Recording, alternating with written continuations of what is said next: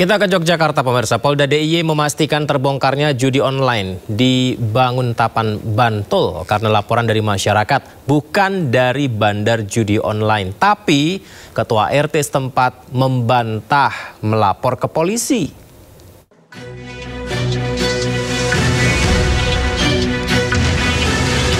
Kepolisian Daerah Istimewa Yogyakarta buka suara soal viralnya narasi di media sosial terkait judi online. Setelah polisi menangkap 5 pemain judi online di Banguntapan, Bantul, Yogyakarta beberapa bulan lalu. Warganet menyoroti penangkapan 5 pemain judi online tersebut yang mengakali bandar judi online dengan sistem promo. Beragam pertanyaan dan komentar mulai dari siapa yang membuat laporan, apakah itu bandar judi online, hingga kenapa bukan bandar yang ditangkap.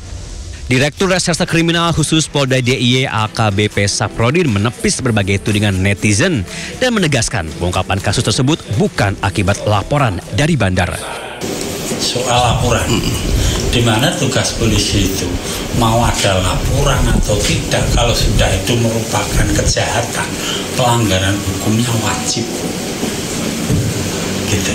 Jadi kalau sampai mengejar pelapor memang sudah hasil lidik dan semuanya masyarakat yang baik mau melaporkan polisi itu sudah jempol, dan tugas kami melindungi pelapor. Polisi memastikan penangkapan pelaku judol tersebut hasil tindak lanjut kepolisian atas laporan masyarakat yang curiga ada aktivitas di sekitar lokasi bermain judol. Sementara itu, perangkat desa setempat tidak menyangka polisi tidak berkoordinasi dengan RT atau RW setempat. Mereka pun membantah telah melaporkan aktivitas judol kepada polisi. Sutrisno mengatakan dirinya hanya mengetahui bahwa bangunan tersebut digunakan sebagai markas ojek online. Kalau pihak berwajib akan melakukan sesuatu yang contohnya seperti itu, mestinya kan ada pemberitahuan ke ketua RT, koordinasi ke ketua RT, kan begitu. Pendapat saya yang saya tahu gitu, tapi kan nggak tahu sama sekali, kita nggak diberitahu gitu loh, nggak diberitahu. Kini kelima tersangka judi online di rumah tersebut sudah diamankan polisi. Dari Sleman, Yogyakarta, Heru Trijoko, iNews melaporkan. Belakangan ini publik dihebohkan dengan kabar terbongkarnya jaringan judi online berkat aduan dari bandarnya sendiri.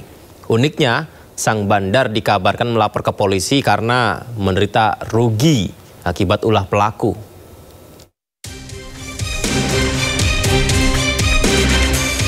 Lima anggota sindikat judi online ditangkap tim Ditreskrimsus Polda DIY di sebuah markas besar para pemain judi online di kawasan Bantul, Yogyakarta.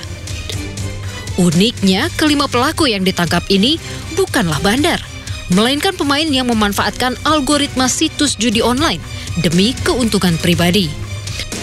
Akibat ulah kelima pelaku, bandar situs judi online tersebut diduga menderita kerugian sebesar 50 juta rupiah.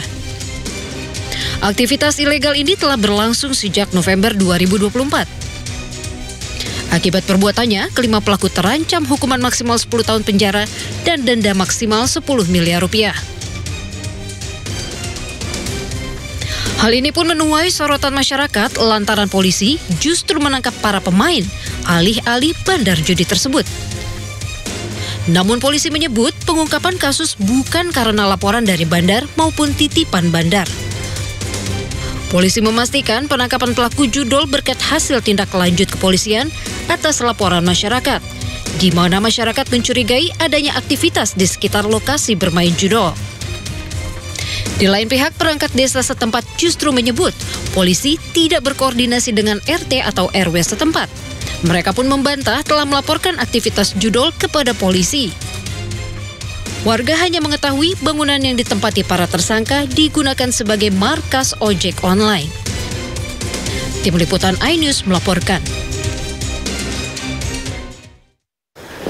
Pemirsa, jumlah tersangka kasus tewasnya Prada Lucky Cepril Saputra Namo bertambah jadi 20 orang. Ke-20 anggota TNI yang ditetapkan sebagai tersangka tersebut langsung menjalani penahanan.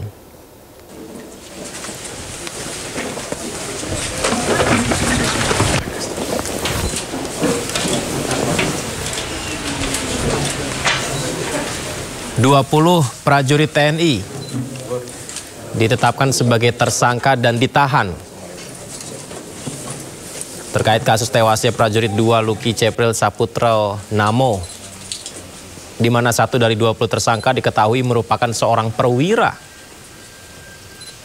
Saat ini 20 tersangka telah menjalani pemeriksaan intensif oleh pihak Detasemen Polisi Militer Kodam Udayana. Pangdam 9 Udayana, Majen TNI Pik Budiakto menyatakan segera menghadap Panglima TNI dan Kasat untuk menyampaikan pengusutan dan tindak lanjut dari kasus ini. Proses hukum akan dilanjutkan dengan gelar rekonstruksi kasus serta pemeriksaan lanjutan. Seluruhnya 20 tersangka yang sudah ditahan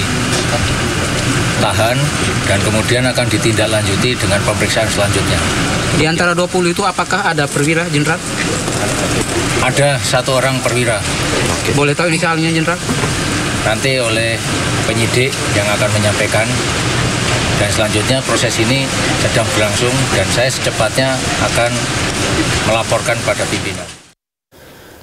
Sersan Mayor Christian Namo, prajurit TNI, tak bisa menyembunyikan amarahnya melihat putranya Prada Luki Cepril Saputra Namo meninggal dunia akibat diduga dianiaya seniornya. Ayah Luki menyampaikan untuk pelaku dihukum mati dan dipecat. Masa udah tahu dari berapa hari anak saya meninggal, dokter forensik soalnya ada, bubarkan ini rumah sakit.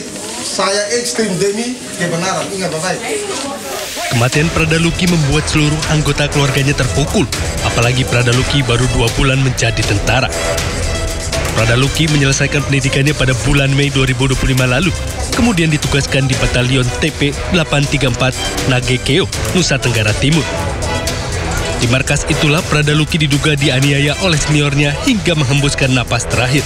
Pikul, saya tanggung jawab. Pikul! Pikul! Wah, Pikul!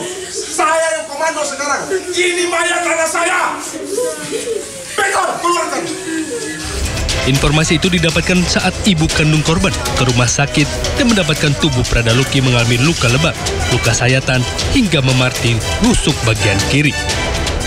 Melihat kondisi almarhum Prada Luki seperti itu, ayah Prada Luki yang juga seorang anggota TNI menuntut keadilan. Serma Christian Namo tidak takut menghadapi apapun, bahkan ia rela mempertaruhkan nyawa demi keadilan untuk putranya. Selain itu, ayah Prada Luki meminta para pelaku yang membuat anaknya tewas harus mendapatkan hukuman mati dan pecat. Kemarin jenazah Prada Luki Cepril Saputra diserahkan ke TNI untuk dimakamkan secara militer. Prosesi pemakaman berlangsung hikmat, diawali dengan ibadah pemakaman di rumah duka Asrama Tentara Kuanino, Kupang, Nusa Tenggara Timur. Tim Liputan News melaporkan.